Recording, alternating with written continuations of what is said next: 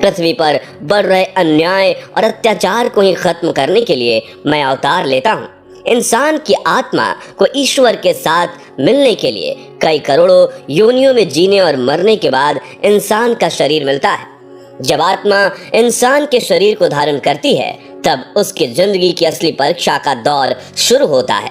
ईश्वर उसके सामने तामसिक और राजसिक भावों वाली स्थितियां पैदा करके बड़ी बड़ी कंफ्यूजन क्रिएट करते हैं, जिससे उस आत्मा को अपने अंदर की बुराइयों को जांचने परखने का मौका मिलता है और यहीं से उसे ईश्वर की ओर ले जाने वाला सच्चा रास्ता भी मिलता है।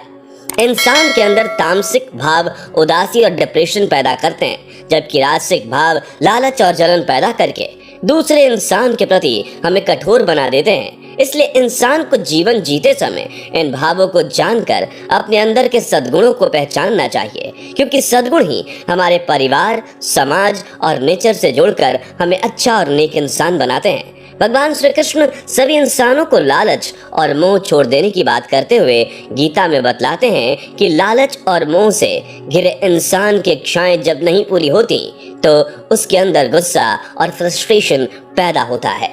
इसके बाद इंसान एक दूसरे से जलन करने लगता है और सेल्फिश होकर उस रास्ते पर चला जाता है जहां उसकी बुद्धि खत्म हो जाती है और वो गलत और अनैतिक कामों को अंजाम देकर अपना ही विनाश कर बैठता है। श्रीमद् भागवत गीता में कहा गया है कि जिंदगी की परीक्षा में इंसान की आत्मा को मुक्ति पाने के लिए जीवन के 4 स्टेज से होकर गुजरना पड़ता है।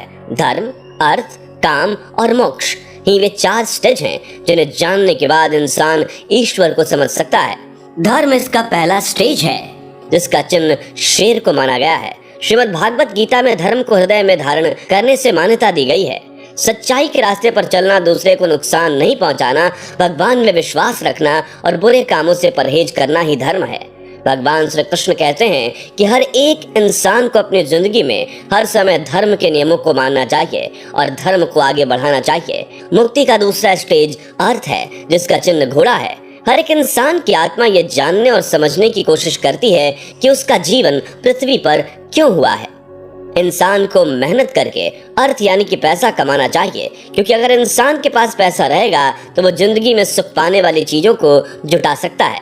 श्रीमद् भागवत गीता में कहा गया है कि इंसान की आत्मा को जब अपनी जिंदगी में इस पृथ्वी पर पैदा होने का कारण पता चल जाएगा तो वह जिंदगी में संबंधों और अपने पास मौजूद चीजों का आनंद उठा सकेगी।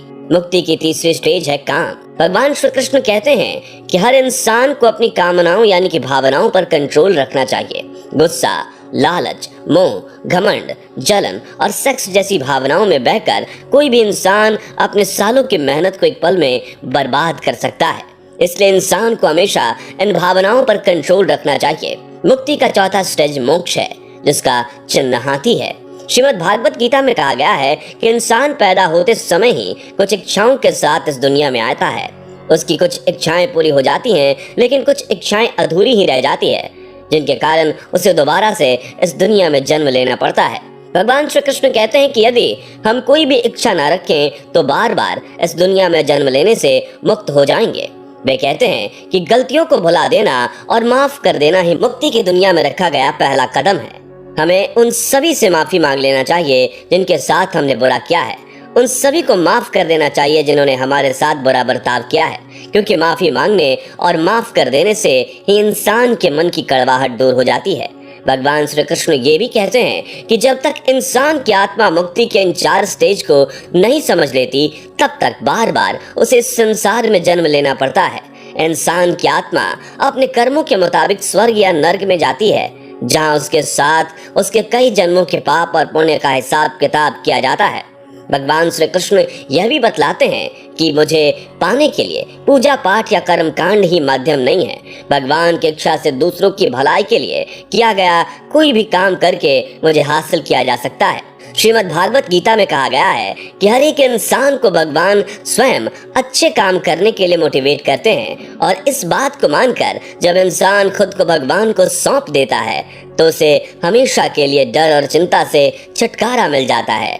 इसलिए हमें अपने जीवन के सबसे बुरे दौर में भी डरना और घबराना नहीं चाहिए, क्योंकि जिस ईश्वर पर हम भरोसा करते हैं वही हमें जिंदगी की तमाम उलझनों और मुसीबतों से बाहर निकालने में हमारी हेल्प करता है। भगवान श्री कृष्ण कहते हैं कि जो भी इंसान सच्चे मन से मुझ में विश्वास रखते हुए अपने मन, वचन और कर्म में सद्भावना रखता है, वो जल्दी ही महानता और गुणों की खान वाला सिद्ध पुरुष बन जाता है। श्रीमद् भागवत गीता में एक ऐसे योग के बारे में बताया गया है जिससे इंसान की आत्मा अपने विश्वास, अभ्यास, कसरत और तप के बल से परमात्मा से मिल सकती है। भगवत गीता में इसे राजयोग कहा गया है। श्रीमद् भागवत गीता इंसान को अपने मौजूदा समय पर ध्यान देने के लिए भी मोटिवेट करती है।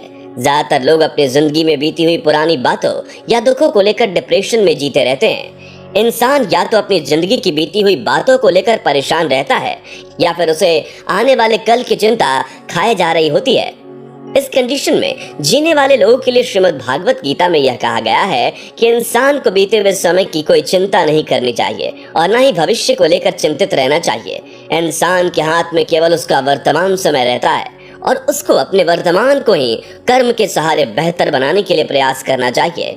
इसी से उसका बीता हुआ समय और आने वाला कल दोनों अपने आप सुधर जाते हैं। इंसान को हमेशा पॉजिटिव सोच के साथ यही मानकर चलना चाहिए कि जो कुछ हो चुका है वो भी अच्छा था, जो हो रहा है वो भी अच्छा है और जो आने वाले समय में होगा वो भी अच्छा होगा। इस तरह से हम पाते हैं कि श्रीमद् भागवत गीता हर इंसान को कर्म के सहारे सफल बनाने के लिए मोटिवेट करती है।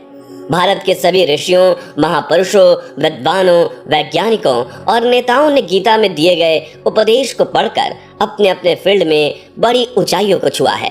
कोई भी व्यक्ति यदि अपने जीवन में सफलता का स्वाद चखना चाहता है तो उसे श्रीमद् भागवत गीता को जरूर पढ़ना या सुनना चाहिए, क्योंकि गीता के उपदेशों को अपने जीवन में जिसमें इंसान ने उतार लिया है उसकी लाइफस्टाइल पूरी तरीके से बदल गई है। जगत गुरु शंकराचार्य, रामकृष्ण परमहंस, स्वामी विवेकानंद, सरदार भगत सिंह, नेताजी सुभाष चंद्र बोस, महात्मा गांधी से लेकर आज तक की बड़ी बड़ी गूगल और एप्पल जैसी बड़ी बड़ी कंपनियों के मालिक और अधिकारियों तक ने श्रीमद् भागवत गीता से बहुत कुछ सीखा है। मल्टीनेशनल कंपनी में तो आज भी श्रीमद् भागवत गीता को लेकर कर्मचारियों के बीच में मोटिवेशनल सेमिनार कराए जाते हैं, जिससे कंपनी का वर्क कल्चर खराब ना हो और कर्मचारियों का मोटिवेशन लेवल बना रहे। तो पसंद आया होगा, अगर पसंद आया हो तो वीडियो को लाइक करना और चैनल को सब्सक्राइब करना मत भूलना दोस्तों। और भी ऐसे वीडियो देखने के लिए हमारे